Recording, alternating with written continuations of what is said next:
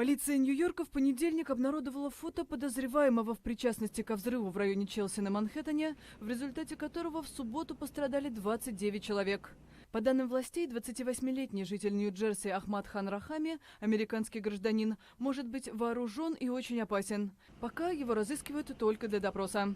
Самодельные устройства, одно из них сработало, второе полиция обезвредила, были сделаны из скороварок, начиненных осколочными элементами.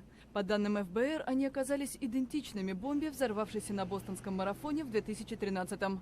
В воскресенье вечером на другой стороне реки Гудзон в Нью-Джерси полиция обнаружила в мусорном баке на станции Элизабет сумку с еще 5 аналогичными устройствами. Одно из них сработало, когда робот-сапер пытался его обезвредить.